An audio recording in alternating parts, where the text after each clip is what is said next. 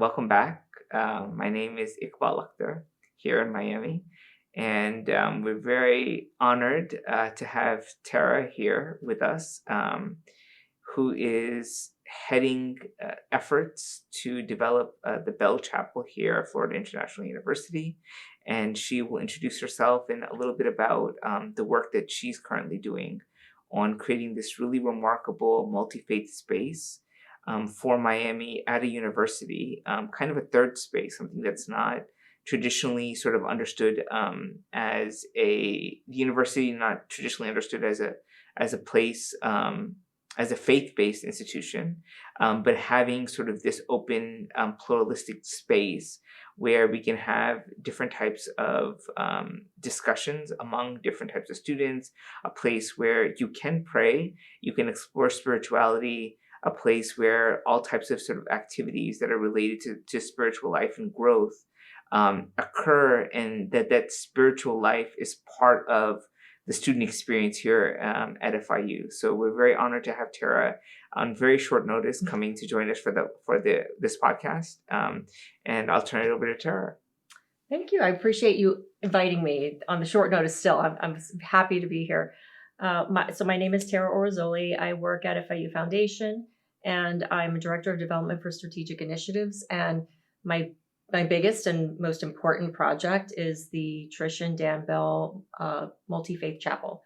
If anybody has been on campus and has driven down up into the entrance of 107th and past the Reagan House and just clicked your head to the right, you can't miss it. It's a huge building, and it's gorgeous. It's very eye-catching, and more than that is what the building is going to represent. It is, in fact, exactly what you said. It is a multi-faith chapel, not an interfaith chapel. There is a distinction. It is a multi-faith chapel, which means it is open to everyone. It does not matter what your belief system, what your faith is. If you have no faith necessarily that you ascribe to, you are still welcome. Everyone is welcome. What we do plan to have there, though, are interfaith opportunities, right, whether it's programming or education, courses, seminars, or even just the spontaneous interaction between visitors who come from different faith backgrounds. That is what the chapel is there for. It's to foster and spark that dialogue that is so necessary, I think, today. Absolutely. Talk to us a little bit about the building's design. What are some of the interesting features, or what makes it unique? So one of the things that I have tried to research extensively, so I say this with caution, I don't believe that there is another public university in the state of Florida that has built something like this from the ground up with this intention in mind. I think FIU is the first, so way to go, FIU. Right. So the building is designed by Miami-based architects Gray Matute, and it's designed based off of the sacred geometry of nature. So anything that you would see mathematically, repeating in nature, those design elements were put into the chapel. It was done intentionally so that there is not a nod or a focus or a lean to any one religion or any one faith. It's very neutral. It invites everyone, and it really does embody nature. So much that if you look from the aerial view, you can see it a bit when you look at it face on, but from the aerial view, you can see it has been designed in the shape of a fish, which is one of the symbols that we have found represented in many faiths. So it's large. It's about over 18,000 square feet. It has a 3,000 plus square foot sanctuary with no fixed furniture, because it is extremely important that all groups can come and pray or worship in the manner that they choose. So if the Muslim community wants to come and lay their rugs down, they're able to do so. You can't do that with fixed pews or chairs. Right. So there's a lot of storage space in that chapel because of that. So, but there's the sanctuary. It has 2 reflection or prayer rooms for individual prayer, which are separate, attached but separate from the chapel itself by a corridor, so that when the chapel is closed during regular hours, students can still come, use their one card, swipe and get in up to a certain time if they feel the need or they feel the desire to pray. Wonderful. Within those individual prayer rooms, as well as in the main bathrooms of the chapel, there are ablution stations so that the Muslim community can That's prepare amazing. before they pray. It also has an event space. Phase 2, we will have with a prep kitchen. We have some spiritual counseling rooms. We have about 3 of those. Okay. And we also have a seminar room, so where classes could be held. So it's really a well thought out design, and it's meant to hold many different types of events and really, be there for many different purposes. So phase 2 will be Sacred Gardens. So stay tuned. Oh, wow. That's amazing. Okay, great. Can you tell us a little bit about the background with regards to the Bells and kind of what their initial vision was for this chapel? So the Bells are wonderful human beings, major philanthropists in South Florida, and they've given to many different causes. When they came to FIU and they were approached with different ways that they could help this community, when they heard that there was not a space for students to come and reflect, to pray, to question, to memorialize, they could not believe it. They were shocked. And immediately, I think Trish kicked Dan under the table, or they kicked each other and said, "This is it. This is what we're doing." And I dare say, I think that if they watch this or if anybody talks to them, I think I'm safe to say this is one of the most important projects that they have ever been a part of. So it's kind of a legacy for them. And I'm really, really eager and excited to have it finished soon so that they can see it. Be a part of it. So where's it at? Where's the project at right now?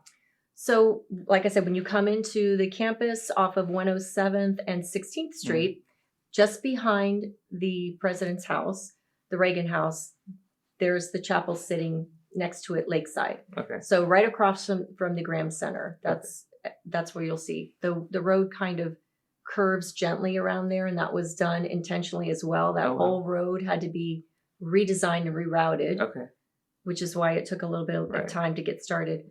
But they specifically curved it to make the drive, when you drive past it, feel like you're entering a slower, more spiritual space as well. Oh, wonderful. Great. I mean, that's a very important part of it. I think just the aesthetics, the architecture, the way that you're able to connect to the environment, I think, is a very important part of spirituality. We were talking a little bit earlier about where Americans are at particularly sort of our students in terms of spirituality, and what are people looking for in terms of spirituality? What are some of the things that you've seen in talking to people about the chapel? So most of the response I have gotten has been very positive. And I actually was able to spend time in Chicago with an organization called Interfaith America. I know you're aware. Yeah. And was able to speak to a wide range of students from across the country. And it's a similar, I hear the same message echoed. People want a place where, and I think people are ready to not just be tolerant of others' beliefs or religious ideas. They really are looking for respect and understanding. It's okay that we don't agree. It's fine. But rather than tolerate yours, because tolerance can be until I tolerate you till I no longer do. I want to respect that we have a difference of opinions, that maybe culturally you were raised a different way, and that's how your ideas came to be a part of your core. So I think people today are really, really yearning for a deeper sense of spirituality and a deeper sense of community. Learning about how do you celebrate, the religious holidays in December? How do you celebrate Passover, Easter, Lent, whatever it may be, Ramadan? And I think that people are really appreciating seeing those differences. Yeah. So I think that's something that one of the advantages, we're kind of like now in the maybe third generation in the United States of Americans who have grown up on a model of America that is multicultural, and that believes that there's not just one way of what it means to be an American, but it's very multicultural, and I think the other word that we use a lot is pluralism. Mhm. The idea that you can have many different ways of being, and that those are equally valid, and you can learn from each other, and it does that you don't necessarily have to agree with everything, but that you allow there to be a space for the conversation, and that people are allowed to live the best version of their lives. And I think that's really important, and faith is an important part of that. I think one of the other things that we really see is that there's this within religious studies we see what's called the de-churching of America. So a lot of people have left traditional churches. They've been disillusioned for whatever reason, whether it's the Catholic tradition, whether it's the evangelical tradition, and yet at the same time, people want a sense of spirituality, that there is something greater out there. And they also want a sense of community as well. So they want to be able to have fellowship with other people who are like-minded, and especially if they have families, they want to raise children in some sort of moral and ethical framework that's important for them, that's based in a community. And so I think that's something that the chapel might be able to help students with, is to be able to explore other traditions from whatever the tradition they came from. And you have there are many, I mean, Interfaith America is a wonderful organization that helps to allow students to explore that. But a lot of times students will come to the university, not necessarily thinking very deeply about religion, or just kind of whatever they grew up with. And then they're now, they meet some, a Muslim woman with a hijab, for instance, or they're meeting someone who practices a different religious tradition like Santeria. And so that spurs them to think a little bit more deeply about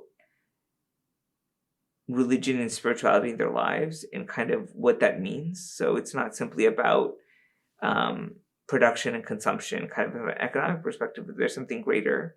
And that doesn't necessarily mean conversion either. It doesn't mean that you have to convert to another faith, but simply sometimes even learning about other religious traditions and truth in other traditions strengthens your own understanding of your spirituality. Absolutely, 100% agree. And I really, talking to you now, I've thought of this, but it really does hit home right now, is that I don't think there is a better place to have those discussions and to really dive into that, other than, besides a higher education institution. This is the time that people, we have students of all ages, but where they are going to question. They're out there learning all different disciplines, and it makes you question your choice of what you want to do in your life. What might make you question.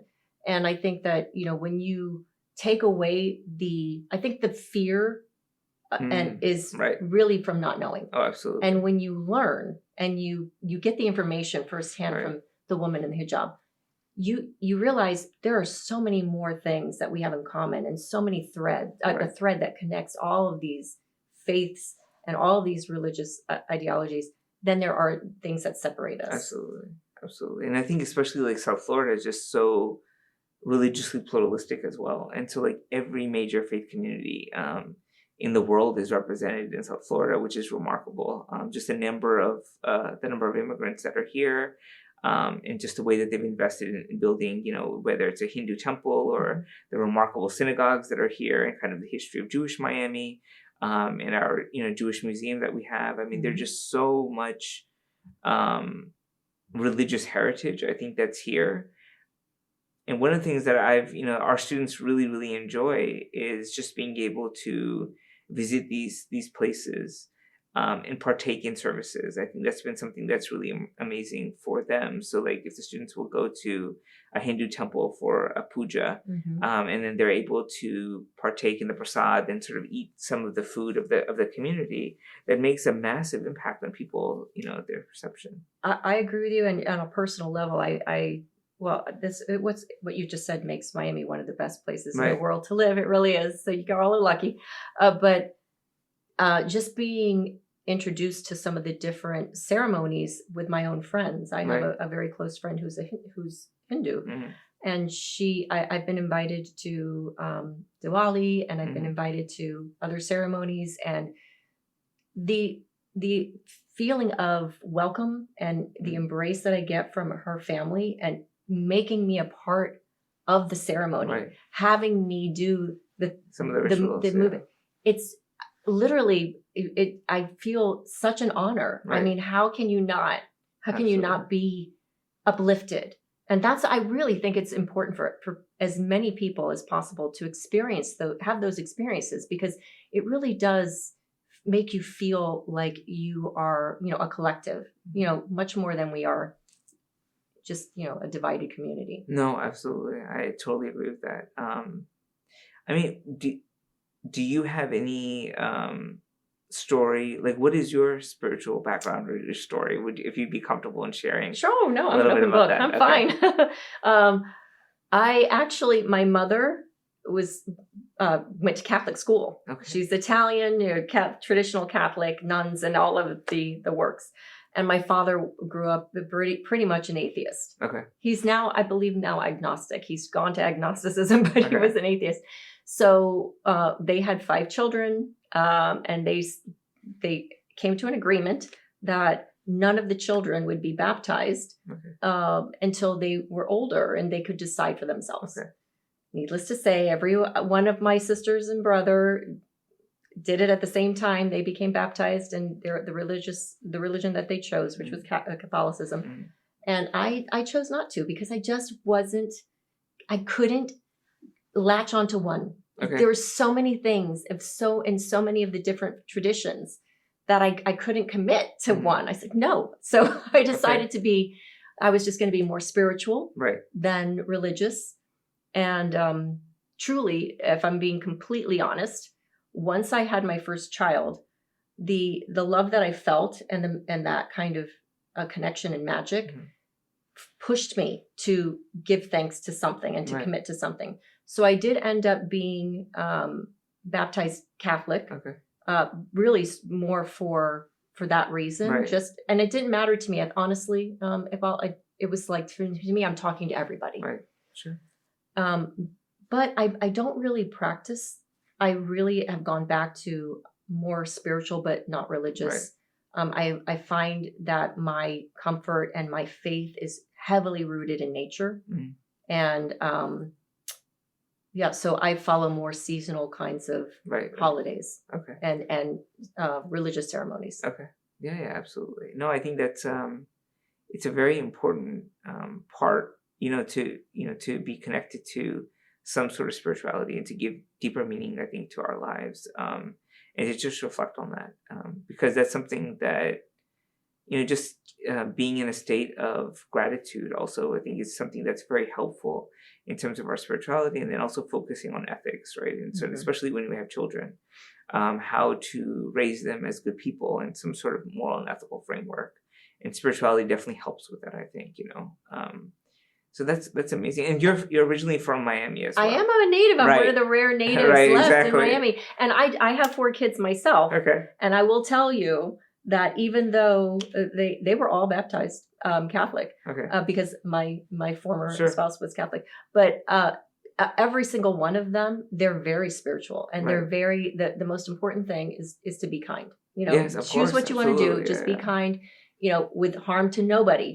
Just whatever you want to do, make sure it harms no one. Exactly. That's the rule. That's right. Absolutely. Mm-hmm. Yeah. I mean, so growing up here, how has Miami changed from the time that you grew up? It leaps and bounds change. So much. When I grew up, I'm an alum and I graduated, a long time ago. And I don't think we had paved garages back then or parking lots. Mm-hmm. I think we parked out in gravel. And there were just a few trees with the braces that were just being planted. And we didn't have as much I grew up with very, very, in a Latin community. Mm-hmm. My friends were Cuban immigrants. I am honorary Cuban, I'm told by my friends. So my friends were Cuban immigrants. And that was basically the main demographic here. You had, Jewish community, you had the Cubans, and then you had, the natives or the Americans. And now it's just, we have every nationality represented, which is phenomenal, because we have the best food, we have the best music, we have the best entertainment and art. So I left I left in 1997, and I traveled the world with the military. Okay.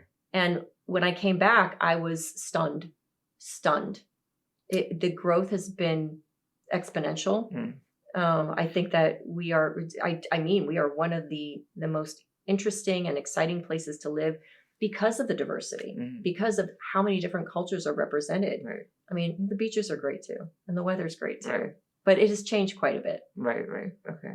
That's great. I mean, yeah, I think that's one of the assets of FIU and, even the chapel is just that it's in a place where there is a tremendous amount of influx of new energy, different types of people. And I think that just gives it a lot of vibrancy to any sort of effort that we're trying to develop here, So I think that's been pretty amazing. It is. It has been amazing. And I think that FIU is doing a phenomenal job in kind of just responding to that, where I think that what they're doing now is, we are trying to look at students in a more holistic manner. Right. So, not just focusing on the academics and the sports, but bringing in the spiritual aspect, because it's all encompassing. I mean, if you, for our international relations students, you want to have good relations with, people from across the globe, you should know something about their faith and their spiritual background. That's going to help you. Yeah. So I think that it's smart, and it's also something that's going to be, I'm hoping that we're role models and trailblazers for other institutions, because it's time, I think, that we add this into the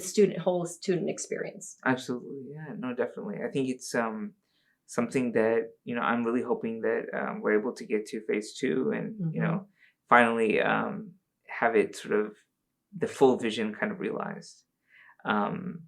Are there any, so if anyone's interested in learning more about the chapel, how would they go about learning more about it? You just give me a call. Okay. Or you can email me. All right. It's torezzol@fiu.edu. Perfect. Or you can call me at 305-348-7429. You can even call my cell if you. I'm sure it's there somewhere. We'll put it in the show notes. Yes, just give me a call, or reach out to anybody at the foundation or at Religious Studies, the SIPA, that department. They'll be able to reach you to the person, and I'd be happy to give tours.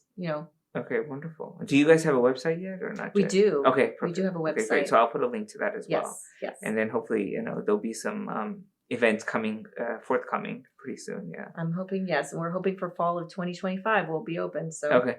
All right. Wonderful. Well, thank you so much, Tara. This is a pleasure. Is there anything else you want to say? Go Panthers. Okay. All right. Perfect. All right. Thank you so much. Thank I appreciate it. Thank you. All right. Take care. Thanks.